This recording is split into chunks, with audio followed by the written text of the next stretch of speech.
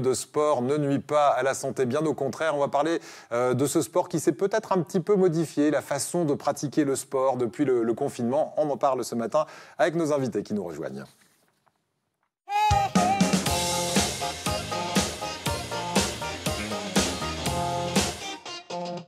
Et pour en parler avec nous sur ce plateau, Nassim Kheloufi qui s'installe et que les internautes de France 3 connaissent bien s'ils nous ont suivis régulièrement pour Ensemble c'est mieux sur les réseaux sociaux et sur le Facebook Live que l'on faisait chaque mardi pendant le confinement. Merci d'être là, Nassim. C'est la première fois qu'on se voit en chair et en os. Jusque-là, on était toujours à distance.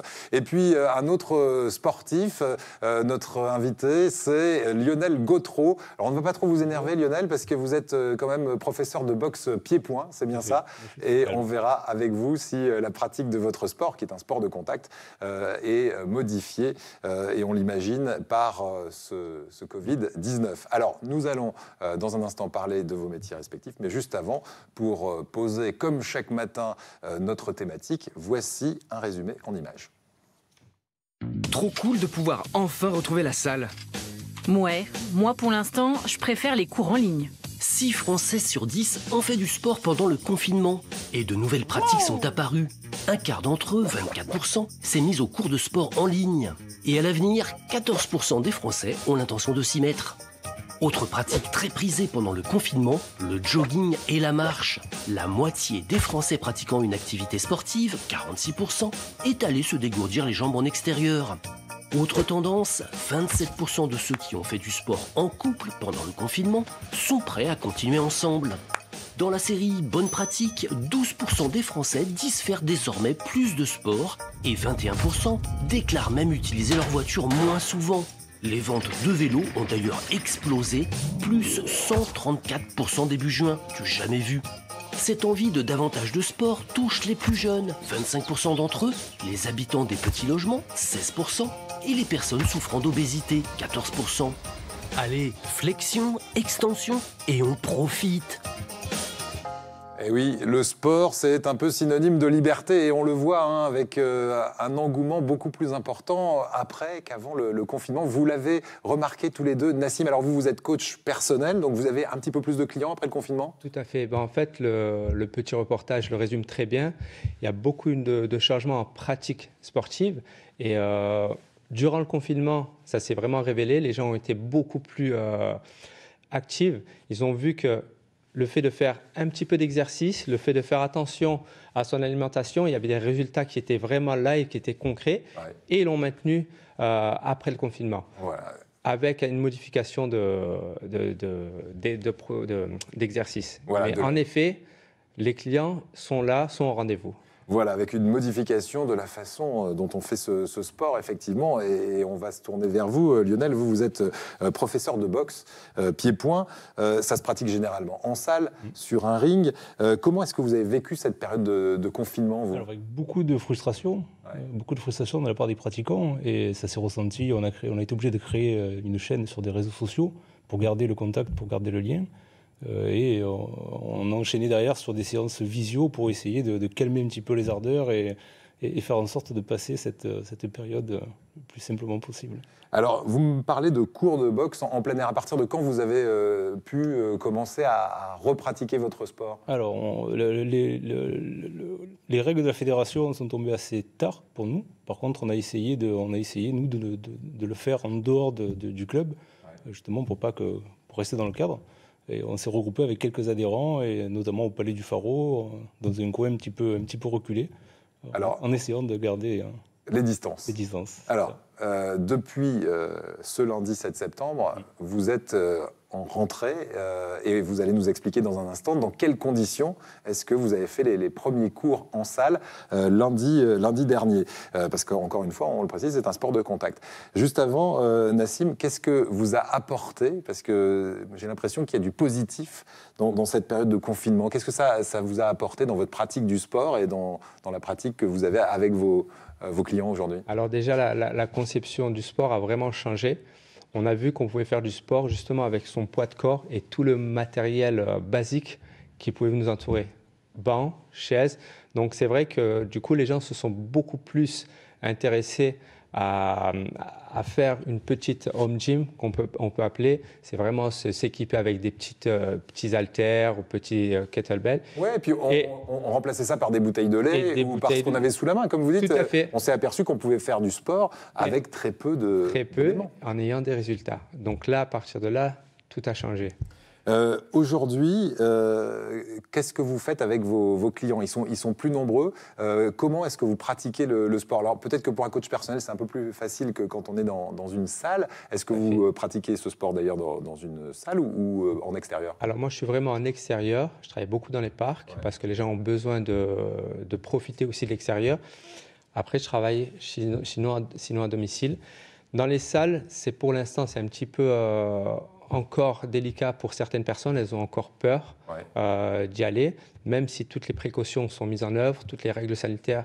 Mais la rentrée, pour l'instant, j'ai eu pas mal de coachs qui gèrent des salles de sport.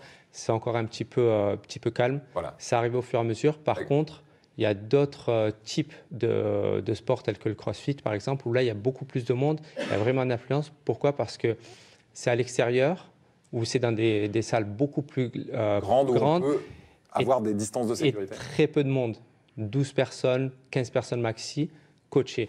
Donc là, il y a vraiment justement une effervescence dans ce type de discipline. Tout à fait. La discipline du confinement, on peut le dire, le crossfit. Tout à fait. On a fait ça sur Zoom, en visio, etc. Crossfit ou circuit training à l'extérieur dans des parcs. Donc ça, c'est vraiment, les gens sont plus orientés vers des lieux où il y a de l'espace.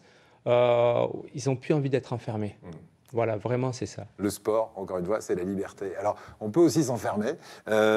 Et pour le coup, quand on boxe, là, on est très proche de son adversaire. Qu'est-ce qui a changé dans votre pratique du sport depuis ce lundi, puisque vous êtes rentré lundi ? Tout à fait, c'est ça. Depuis hier, en fait, on a reçu un protocole de Depuis lundi, puisque cette émission est enregistrée, c'est ce lundi 7 septembre. Exactement.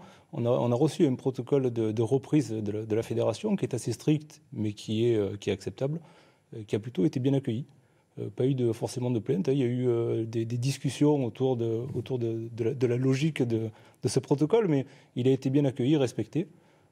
Et la reprise s'est faite de façon très, très agréable. Alors, expliquez-nous le protocole, parce qu'on en parlait tout à l'heure en antenne, et vous m'avez dit, c'est étrange ce protocole, parce que vous arrivez, vous êtes masqué.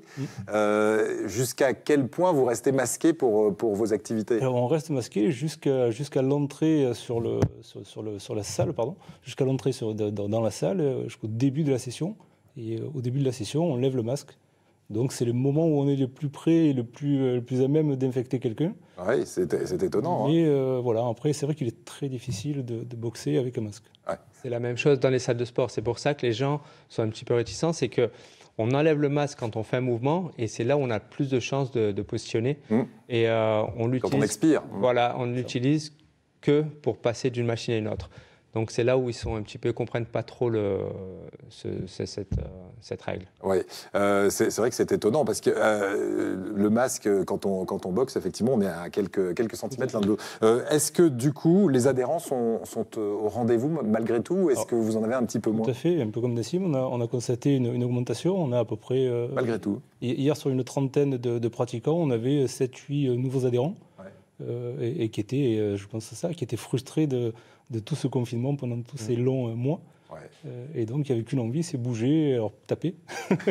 et du coup, ça a du bon aussi pour vos métiers, parce que ça fait fonctionner les salles. Il ne faut pas oublier qu'ils ont aussi besoin d'un lien social, je pense, parce que ils ont essayé de retrouver ça. Faire de la visio, c'était excellent pendant le confinement. Ils ont pas mal continué à le faire.